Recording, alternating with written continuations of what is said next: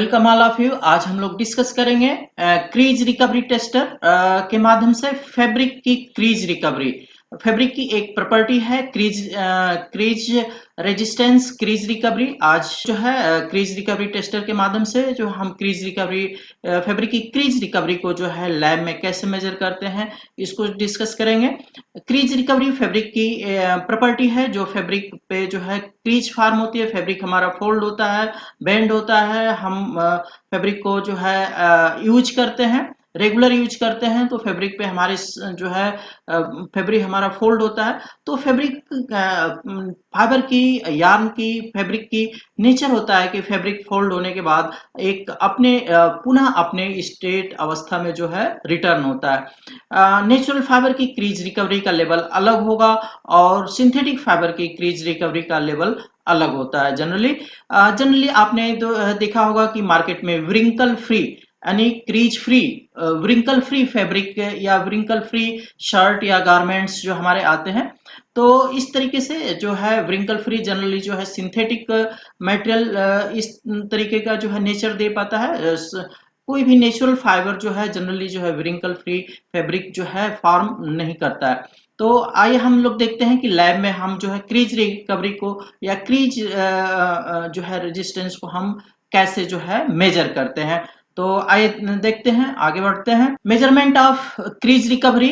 Crease recovery is measured quantitatively in term of crease recovery angle. हम जो है lab में जो है हम फैब्रिक को जो है फोल्ड करते हैं, फोल्ड करके एक सर्टेन पीरियड तक रखते हैं और उसके बाद जो है हम उसको जो है फ्री, हम उसको फ्री छोड़ देते हैं। और वो कितना जो है एक टाइम सर्टेन पीरियड में, सर्टेन टाइम पीरियड में जो है कितना वो जो है ओपन होता है, हमारा क्रीज जो है कितना रिकवर करती है, इस चीज को हम एंगल के रूप में जो है मेजर करते हैं। तो इस तरीके से हम फैब्रिक की क्रीज रिकवरी को हम मेजर करते हैं। यहाँ पे आप इंस्ट्रूमेंट देख रहे होंगे, यहाँ पे हम फैब्रिक जो है फोल्डेड फैब्रिक को यहाँ पे हम होल्ड कर देते हैं और इनिशियल पॉइंट यहाँ से जो है फैब्रिक हमारा जो है स्ट्रेट होना जो है एक टाइम में जो है हम इसको मेजर करते हैं कि 1 मिनट में हमारा फैब्रिक जो है कितना रिकवर हुआ, कितना जो है फोल्डेड पोर्शन कितना स्ट्रेट हुआ, एंगल के रूप में मेजर करते हैं। तो crease recovery is measured quantitatively in term of crease recovery angle. जो एंगल जो है हमारा आता है वो एंगल हमारा क्रीज रिकवरी एंगल होता है। Recovery of fabric or crease resistance of the fabric. हम लोग यहाँ पे कैसे जो है इसको डिफाइन करते हैं। The ability of fabric to prevent the formation of wrinkle or creases on the surface of fabric during various uses or purpose is called crease resistance of the fabric। यहाँ पे जो ability of fabric to prevent the formation of wrinkle, यानी जो हमारे fabric में जो है झुर्रियां कह सकते हैं, क्रीज बेंड बेंड कह सकते हैं, जो इस तरीके की जो है प्रॉपर्टी को जो है अपोज करता है एक तरीके से। The ability of fabric to prevent the formation of wrinkle, जो हमारा फैब्रिक है उस प्रॉपर्टी को जो है रिंकल को जो है अपोज करता है।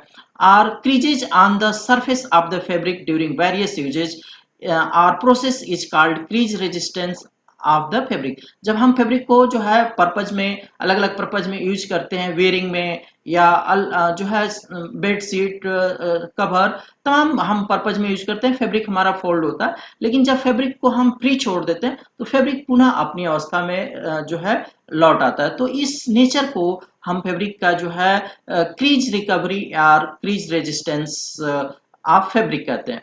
The crease resistance of the fabric is expressed in term of crease recovery angle।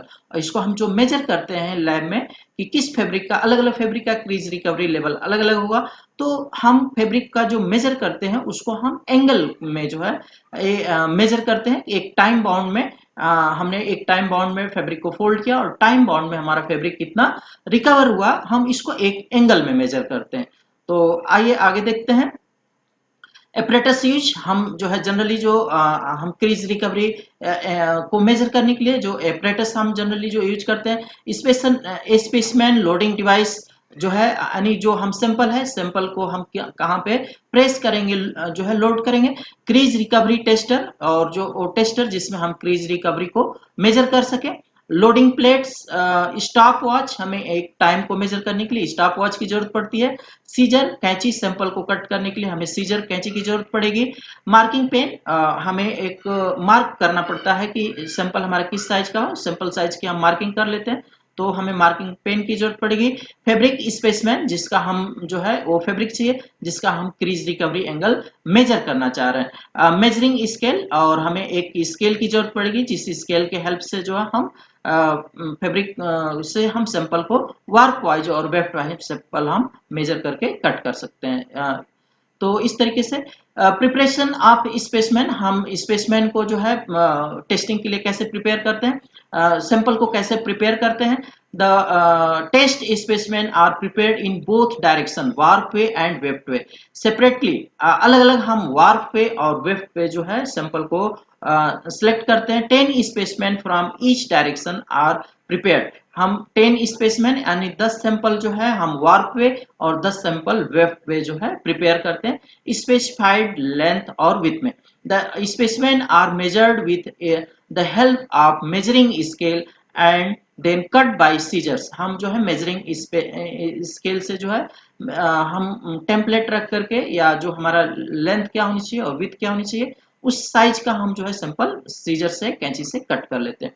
The warp and weft direction are identified carefully with the help of magnifying glass before preparing the specimen। एक precaution यहाँ पे हम लेंगे कि हम सबसे पहले जो है वार्प वे और वेफ्ट वे, वार्प को हम आइडेंटिफाई करेंगे फैब्रिक में कि वार्प हमारा किस साइड में है और वेफ्ट किस साइड में है। तो हम फैब्रिक में वार्प और वेफ्ट को जो है आइडेंटिफाई करके और वार्प वे डायरेक्शन में 10 सैंपल कट करेंगे और 10 सैंपल वेफ्ट वे डायरेक्शन में कट करेंगे टेस्ट करने के लिए।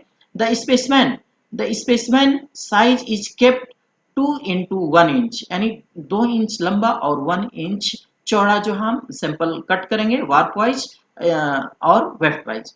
A technician can also use marking template to prepare the test specimen। You can see below the picture also, कह रहा है कि जो जनरली जो है इसके लिए एक टेम्पलेट बनी होती है, उस टेम्पलेट को हम फैब्रिक पे रख करके और मार्किंग कर लेते हैं 2 इंच लंबा और 1 इंच चौड़ा, और फिर इस तरीके से अलग वार्प वाइज जो है वार्प जिसमें वार्प अलग अलग वार्प इंक्लूड हो और वेफ्ट वाइज जिसमें वेफ्ट जो है अलग अलग इंक्लूड हो, हम 10 सैंपल वार्प वाइज और 10 सैंपल वेफ्ट वाइज हम प्रिपेयर कर लेते हैं। यहाँ पे आप देख रहे हैं कि 2 इंच लंबा और 1 इंच चौड़ा हम सिंपल इस तरीके से फैब्रिक को कट कर लेते हैं वार्प वाइज, और इसी तरीके से जो हम वेफ्ट को आइडेंटिफाई करके टेम्पलेट को वेफ्ट फैब्रिक पे रख करके और वेफ्ट साइज में जो है वेफ्ट साइड में जो हम 2 इंच लंबा और 1 इंच चौड़ा जो है फैब्रिक को कट कर लेते हैं। ये हमारी जो है ग्लास प्लेट होती है या आयरन प्लेट होती है जिसमें हम फैब्रिक को इसको फोल्ड करते हैं, इसको यहाँ पे रख करके और फैब्रिक को हम फोल्ड कर देते हैं, यानी दोनों ओपन एंड एक साइड हो जाते हैं, बीच से हमारा फैब्रिक फोल्ड हो जाता है और ये सैंपल जो है फोल्ड होकर के और फिर इसको हम यहाँ ट्विजर के हेल्प से हम प्रेस, जो हमारा यूनिट है जिसमें लोड है जहाँ पे हम इस सैंपल को प्रेस करेंगे स्पेसिफाइड टाइम में, हम ट्विजर के हेल्प से हम उसको पुट करते हैं और फिर ट्विजर के ही हेल्प से हम उसको बाहर लेते हैं और उसको हम क्रीज रिकवरी एंगल टेस्टर में इसको हम पुट करते हैं। तो सैंपल की हम कटिंग कर लिए, आइए अब आगे बढ़ते हैं।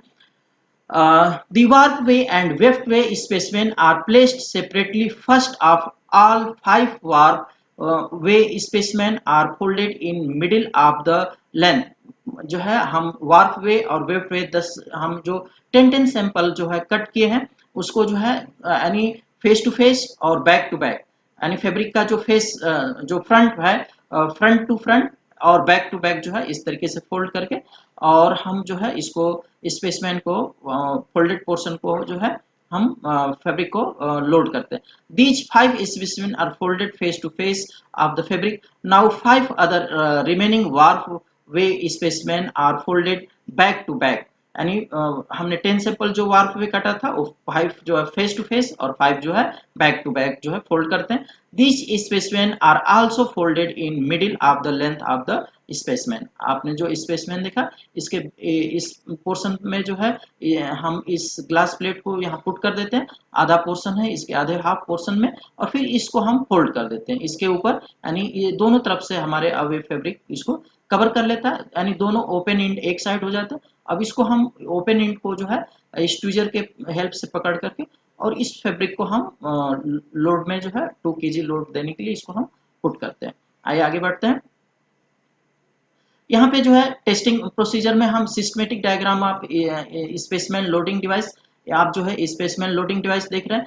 इस लोडिंग डिवाइस में आप लोडिंग प्लेट, ये हमारी जो है लोडिंग प्लेट है, यहाँ पे जो है प्रेसिंग प्लेट, ये जो है हमारी प्रेसिंग प्लेट है। स्पेस फॉर पीसिंग स्पेसमैन, जो हमारा जो है सैंपल पुट होगा, ये हमारा स्पेस है जहाँ पे सैंपल यहाँ पे पुट करेंगे। ये पोर्शन ऊपर उठ जाएगा और यहाँ पे हम सैंपल को ट्वीजर के हेल्प से पुट करते हैं और लोड करते हैं प्रेस करने के लिए। यहाँ पे इसके हेल्प से इसेंट्रिक डिस्क आप देख रहे हैं, जो लिफ्टिंग के लिए और डाउन करने के लिए यूज करते हैं। हम इसेंट्रिक, इसको हम अप करेंगे तो प्लेट हमारी अप हो जाती है, और फिर इसको हम हैंडल से जो है डाउन करेंगे तो हमारी प्लेट जो है डाउन हो जाती है, और हम अप करके सैंपल को पुट कर देते हैं और फिर डाउन कर देते हैं, जिससे प्रेशर जो है उस पर अप्लाई हो जाता है और हमारा फैब्रिक जो है फोल्ड होता है। फोल्ड जो है वहाँ पे क्रीज फॉर्म होती है, और इसको फिर जब क्रीज जो है एक पर्टिकुलर टाइम के बाद हम जो है फिर फैब्रिक को बाहर लेते हैं और हम उसको क्रीज मेजर करने के लिए आगे क्रीज रिकवरी एंगल को मेजर करते हैं। above process is repeated for weft way specimen also, और यही सेम वार्प वे और सेम जो है वेफ्ट में हम रिपीट करते हैं। Now start the testing of spaceman of warp way spaceman one by one. अब इस तरीके से वन बाय वन एक एक सैंपल की हम वार्प वे वाइज टेस्टिंग करते हैं। The folded spaceman is placed between base plate and pressing plate. Base plate और जो आपने देखा ये हमारी बेस प्लेट है और ये हमारी प्रेसिंग प्लेट है, इन दोनों के बीच में हम सैंपल को पुट करते हैं। The loading plate of 2 kg is placed over pressing plate. जो हमारी लोडिंग प्लेट अप प्लेट है वो हमारी 2 kg की प्लेट है, जो हमारे जो है प्रेस फैब्रिक सैंपल को प्रेस करता है। The loading plate of 2 kg is placed over pressing plate. Now the technician bring the pressing plate downward by revolving the eccentric disc in releasing position. और हम एक बार अप करते हैं और sample को पुट करके फिर हम जो है जो है हैंडल के माध्यम से उसको प्रेशर को अप्लाई करते हैं। This time when the stop watch started at the same time, कह रहा है कि जब हम सैंपल को पुट कर लेते हैं और लोड अप्लाई कर लेते हैं तो स्टॉप वॉच हमें ऑन कर देना चाहिए। The load from the spaceman is release after 1 minute. 1 minute तक जो हम स्टॉप वॉच के बाद स्टॉप वॉच को हम 1 मिनट बाद बंद कर देंगे और सैंपल को बाहर निकालते हैं। by 1 minute by revolving the eccentric at pressure releasing position, the specimen is taken out of the plate। और हम 1 मिनट के बाद सैंपल को हम प्लेट से बाहर ले लेते हैं। now this pressed specimen is placed between the clamping specimen as shown in diagram। the specimen has been shown in red color। ये जो स्पेसमैन है यहाँ पे जो हमारा क्लैंपिंग पोजीशन है, यहाँ पे हम सैंपल को पुट करते हैं और सैंपल हमारा जो है एक इधर क्लैंप हो जाता है और ये पोर्शन जो है सैंपल का फ्री होता है। जो 1 मिनट तक हम जो है सैंपल को फ्री छोड़ देते हैं और हमारा सैंपल जो है फ्री स्टेज में जो है रिकवर करता है। जो यहाँ पे फोल्डेड पोर्शन से जो है ओपन होता जाता है और ओपन हो 1 मिनट के बाद हम इसका जो है एंगल मेजर कर लेते हैं कि कितना हमारा फैब्रिक ओपन हुआ, कितना रिकवर किया, फोल्डेड पोर्शन जो है स्ट्रेट होने के लिए कितना जो है स्ट्रेट होने में कितना रिकवर हुआ। तो इस तरीके से हम फैब्रिक का जो है एंगल मेजर हो जाता है, क्रीज रिकवरी जो है मेजर हो जाती है। As the technician place the one leaf of the specimen between clamp, he released the specimen from his hands at the same time he started the stopwatch again। कह रहा है कि जो हमारी फैब्रिक की लीफ थी उसको हम यहाँ पे पुट करते हैं, वन लीफ को वन साइड और अनदर जो है फ्री दिस साइड। तो इस तरीके से जो है हमारा फैब्रिक जो है जो फ्री स्टेज में है वो ओपन होना शुरू होता है। At same time the start the, और हम जो है जैसे पुट करके हम स्टॉप वॉच को ओपन कर देते हैं, पुट कर जो है ऑन कर देते हैं। Stopwatch again the recovery of the creasing angle takes place during relaxation period, और जो है रिलैक्सेशन पीरियड में हमारा फैब्रिक जो है ओपन होता चला जाता है। The technician keep his I continuously over the relaxation process. The hanging of the lip specimen should be always be in vertical position. Vertical position में हमारा फैब्रिक है वो रिकवर करता चला जाता है एंगल को स्ट्रेट होने के लिए। As the position of the hanging leaf of specimen goes out of vertical position, the technician required to adjust its position of the rotating graduated disc manually. The reading of the crease recovery angle is recorded after 1 minute. 1 minute के बाद हम जो है stop watch close कर देते हैं और reading को नोट कर लेते हैं। इस तरीके से सारे सैंपल की 1 बाय 1 जो है हम प्रेस करते जाते हैं लोड, और जो है इसका एंगल जो है मेजर करते जाते हैं। This process is repeated for all remaining walkway specimen. The result of the test is expressed in angle degree. सारे जो है रिजल्ट को हम एंगल में जो है एक्सप्रेस करेंगे और हम एवरेज ले लेते हैं। सभी सैंपल का टेस्ट करने के बाद हम एंगल का जो एवरेज लेते हैं वो हमारा क्रीज रिकवरी एंगल हो जाता है। The recovery angle is measured by graduated disc fitted in the instrument. The same process get repeated for way spaceman, और सेम यही सेम प्रोसेस जो हम वेफ्ट के लिए भी रिपीट करते हैं। 5 nearest reading of the workway specimen are selected among all workway specimen and mean of the selected reading is calculated, और जो है हम 5 रीडिंग लेते हैं और उसका हम मीन कर लेते हैं। जो मीन वैल्यू आती है वो हमारा रिजल्ट हो जाता है। The above method is repeated in the calculation of weft way crease recovery angle. इसी तरीके से हम वेफ्ट के लिए भी रिपीट करते हैं और उसका मीन ले लेते हैं। प्रिकॉशन हम इस फैब्रिक सैंपल का फैब्रिक का जब हम क्रीज रिकवरी टेस्ट करते हैं तो इस पीरियड में इसमें हमें क्या प्रिकॉशन लेना चाहिए जिससे कि हमारी रिजल्ट की जो है एक्यूरेसी बेटर हो। तो यहाँ पे हम देखेंगे कि the warp and weft direction should be identify precisely, जो है बिल्कुल ठीक ठीक अच्छी तरीके से हमें ये फाइंड आउट कर लेना चाहिए कि वार्प डायरेक्शन कौन सा और वेफ्ट डायरेक्शन कौन सा।